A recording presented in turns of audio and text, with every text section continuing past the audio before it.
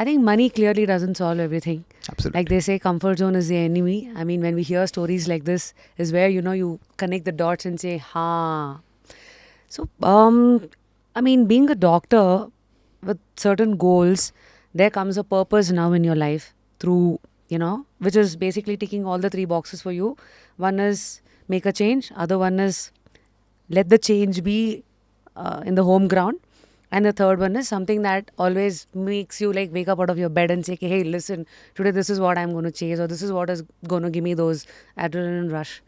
So, with this, what does executing this mean in the healthcare sector? Because with AVIS today, with a paradigm shift where India is now seeing healthcare being corporatized, you have the giant here and all of that. So, as an individual, initially when you were testing the waters, was it easy? What were your first reflections? Oh, it's a very cold jug of water poured on your face. Coming back to India and starting healthcare delivery is very hard in India. As in? As in, you are an outsider to start with. So there is a sort of a, how do I keep? I wouldn't want to probably say the word old boys club, but there is an old boys club.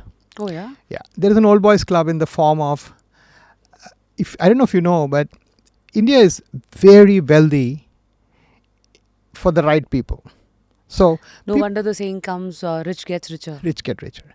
So you cannot possibly, I mean, not just me, no doctor starting his life in India can compete with these people. I mean, they are incredibly rich people who will invest some 400-500 crores into a hospital and wait for 4 years, 5 years, 6 years. No problem. That's the kind of muscle power. That's the kind of money power they have.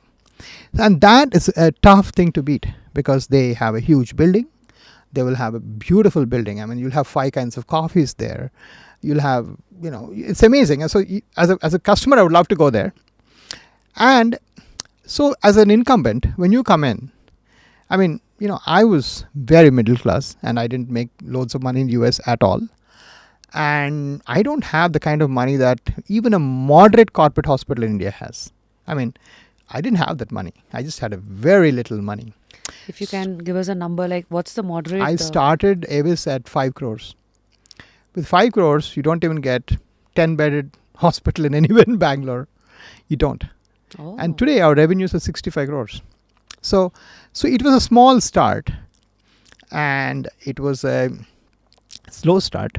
Why? But because you need to start breaking these taboos that people have. Why us? How do you answer the question? Why would they come to me? The second problem in India is regulation. The regulation is very weird.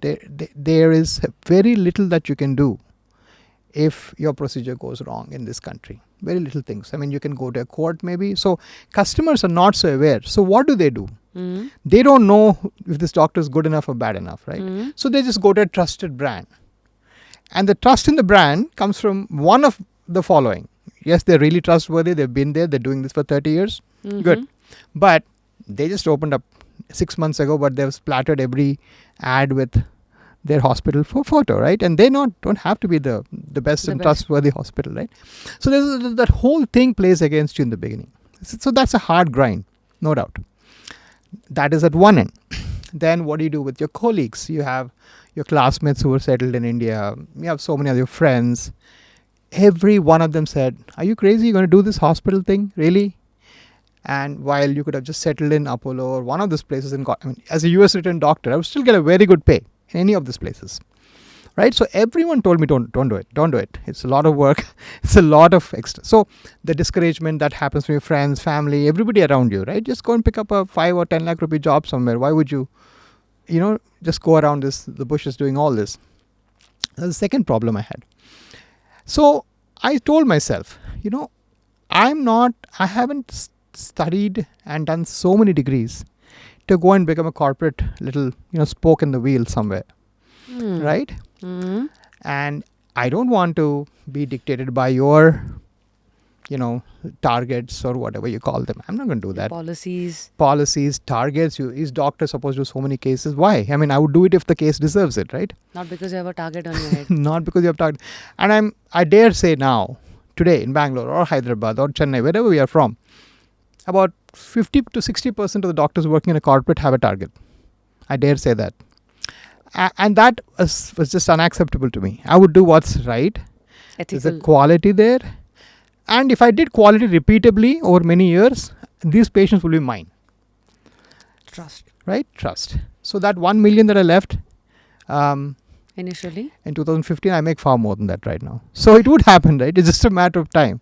I mean, now we built a brand, we built a company. I mean, I'm far better now than I was in US, for sure. Reminds me of that book which has the title Eat That Frog. Yeah, absolutely. And this is where I if there's some lesson to take, I mean, to tell myself first of all, is that, you stay at it, you do well. And trust me, after all this drama that we talked about, healthcare is corporatized, healthcare is, you need a film actress to promote healthcare, an actor. No, actually, finally, the guy goes to hospital because he wants to get better. That's why he goes to hospital. That's it. True. And if you keep the very basics like that and keep on working on that framework, you will succeed. Everybody will succeed. And that's what we did. We just went with one disease that we knew we could treat well. We gave every one of our patients guarantee. So even to date, if your problem ever comes back, we'll take care of it, free of cost. Always. This is over 40,000 surgeries we've performed so far. And I've said this to everyone. And we challenged all our patients that you will never ever have a billing clerk talk to you about your discharge, that you have to pay more or less at the time of discharge. So there's not a single dispute at the time of discharge in our entire history so far. Could you explain, like normally what happens? As in, if you get admitted with insurance or something, there's a pre-approval comes. At the time of discharge, the guy says, no, sir, this is not covered. You pay this extra, that extra. Or even a cash patient. You get admitted. Then at the time of discharge, he says, this is not covered, that is not covered. Ye de do, wo de do. Not once. We've done everything on a package. What we've told you on the time of admission is what you pay then when you go. You will never dispute it. Never. And even if an escalation comes to me, I said, what did you tell before? Fine, just absorb the loss and let him home.